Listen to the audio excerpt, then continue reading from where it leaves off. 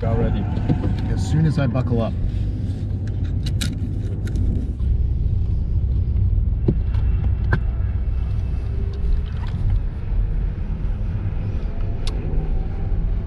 So how aggressively are you going to drive?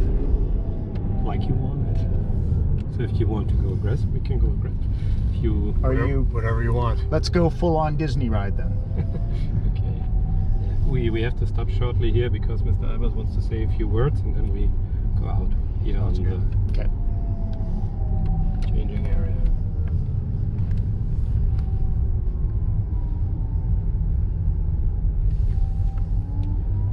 So I think I didn't introduce. My name's Uli. Uli? I'm Russ. Hi. Sorry. I'm Tom. I was responsible for the ABS and recuperation. Oh, cool.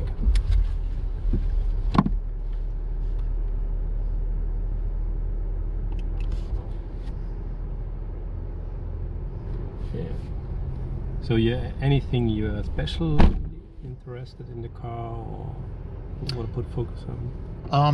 Acceleration, of course. Everybody's interested in that. I'm kind of curious to see if I can feel the 2-speed transmission. Okay. Is there any way for you to know when the actual physical brakes get? Not from the feeling of the pedal. We have changed a lot things in this because in other vehicles we have in the market, we know that we could improve this. We worked on this, and we have a totally new strategy on the recuperation. You have here this. I explained to you when we were driving. You have here a kind of stripe which shows you how much electric deceleration you're doing at the moment, and when it's reaching the limit here, and you push even harder, then the hydraulic brake is coming in addition. Okay, so there's almost like a brake gauge. Yeah, I think. And power as well. Power as well, yeah. So when you accelerate, it's showing here the power. Yeah. Yeah. Okay. And when you brake, showing in green the acceleration. So when the car starts up, everything is a normal, yeah.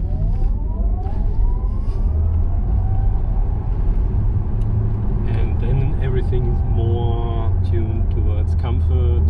Wow. And we have 4 drive modes. We have normal, we have also a range mode, which is completely tuned to get the maximum distance and efficiency. We have normal mode, we have sport and sport plus, and individual, where you can combine different things, chassis and PSM and all the stuff. Okay. In addition, we have a 3-mode PSM switch. So a sport mode, it's by the way the same like in any other Porsche, and you can completely put it off, which is, as far as I know, not possible in any other EV. And yeah.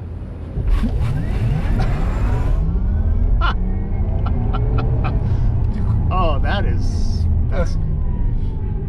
amazing.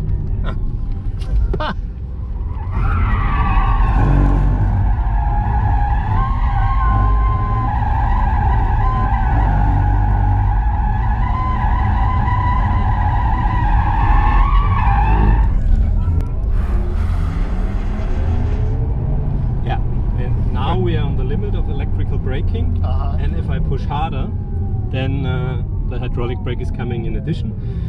The stripe is getting smaller the slower you get, because it's showing your power. Sure, and the slower you get, the less power you're regenerating. Yeah.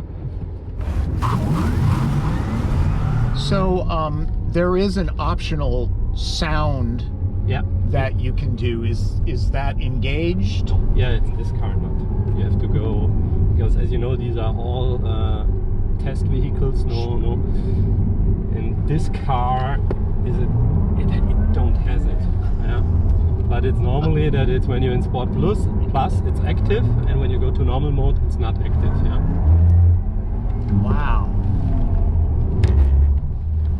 And I mean the deceleration of the car, that's the acceleration, that's typical for EV. But combine this with the lateral dynamics you expect from Porsche, that's where we clearly want to set a benchmark.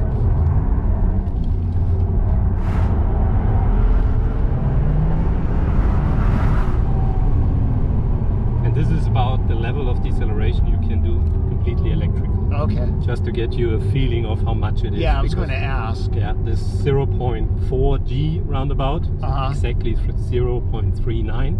Yeah, but a lot of people, it's a number where they cannot imagine, and therefore we want to show it to you. So this is the maximum. Only if I put it, and that's why we say it's pretty significant, actually. Yeah, it's a lot, and we say 90% of the braking during the car's lifetime will be done only electrical. We wanted to show here a little bit. I put everything in normal back, the traction control, because it's a lot faster and more accurate in the EV, because we are directly requesting an RPM to the electrical engines, and not like in a combustion car that you're requesting a torque. So I'm fully on the pedal. It makes a lot of fun. Because due to the fact that the four-wheel drive is completely new, as it's not connected. Two completely independent engines, one on the front and on the rear axle, and no clutch in the middle like in a conventional car. Sure. You have much more degrees of freedom for the four-wheel drive controller, and it's also faster because it's directly requesting an RPM to the electrical engine. So how about side-to-side torque vectoring? Yeah, you do this on brake a little bit, like in other Porsches as well. Okay. As we have no wheel engines, we only can do it with the brake.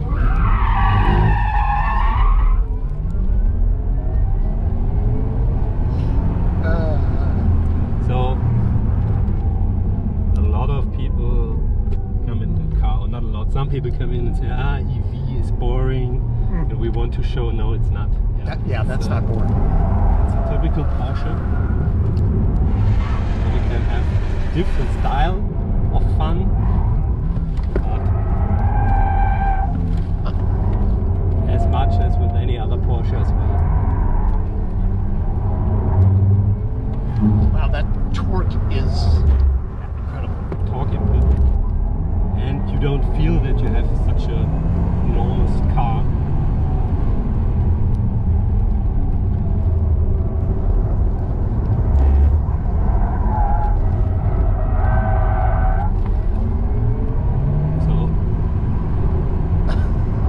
It's a sports car. Yeah, definitely.